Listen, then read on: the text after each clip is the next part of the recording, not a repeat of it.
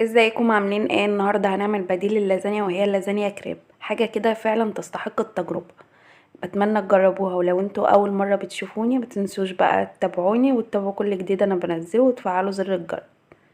اولا كده هندخل على الطريقه. اول حاجه كده بتكون معايا بيضه وبخفقها بس خفقه كده شويه بالمضرب اليدوي، وبعدين بحط كوبايه كده من الميه وكوبايتين كده من اللبن. طبعا ما بزودش في الميه علشان بتنشف معايا عجينه الكريب. نص كده معلقه معلقه صغيره كده من السكر ورشه كده من الملح، وبضيف عليهم 3 كوبايات كده من الدقيق المنخول. ببتدي برضو اقلبهم بالضرب اليدوي او ممكن نضربهم في الخلاط زي ما تحب. هحط في الاخر كده 3 معالق كده من الزيت، وابتدي برضو اقلبهم شويه. وعشان نتفادى اي كتل بتبقى موجوده في العجين فبصفيها بمصفى ضيق. هسيب العجين بقى ده يرتاح كده لمدة 10 دقايق على ما ابتدي بقى احضر بقى الطاسة. الطاسة كده على النار مسحتها مسحة زيت خفيفة، وهبتدي بقى اقلب كده عجينة الكريب تقلبتين بس كده، وهبتدي بقى اصب كده العجينة بالشكل ده. وهقلب كده من الوقت للتاني على الطاسة يعني، بحيث ان هي تاخد شكل التدويرة بتاعة الكريب. اول واحدة ما بتكونش مظبوطة معايا، لكن تاني واحدة بتتظبط يعني. هصب بقى بقية الخليط، وهبتدي برضو احرك كده الطاسة لحد ما تدينا شكل الدايرة كده بتاعة الكريب. لو في اي عجين بيبقى لاصق كده في الطاسة ببتدي بقى امسحه كده بمنديل. اول كده ما العجينة تنشف من تحت وبدأت تاخد كده لون، ببتدي اقلبها على الناحية التانية.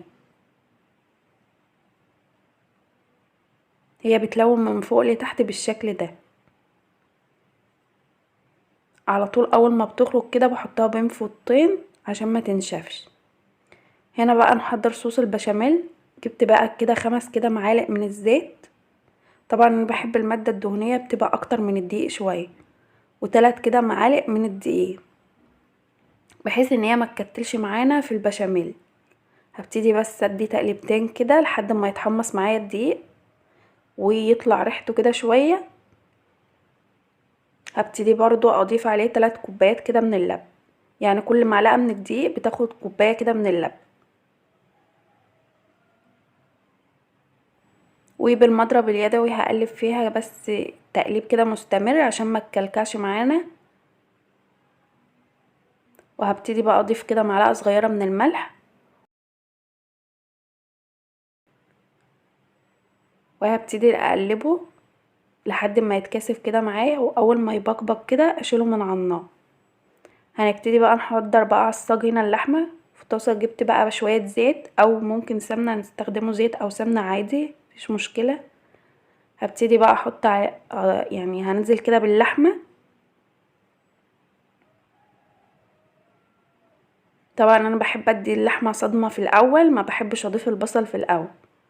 وعملت العصاج معاكم في فيديو سابق قبل كده. جبت بقى 3 بصلات كده وكنت فرماهم. هبتدي بس اقلبهم تشويحه كده معاهم.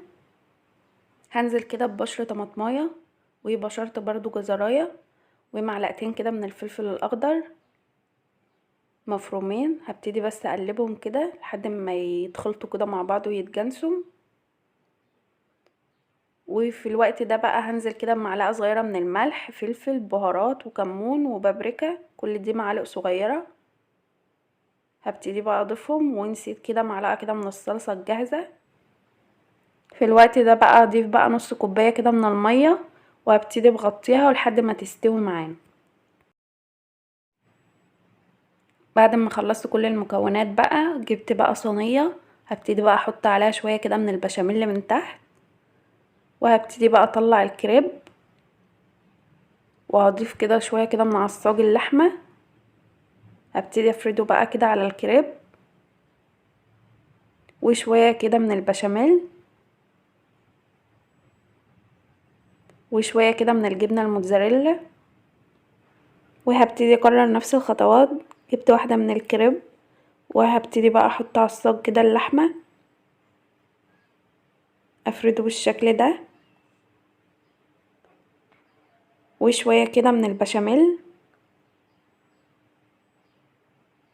وشوية كده برضو من الجبنة الموتزاريلا، وهكمل باقي الخطوات بنفس الطريقة.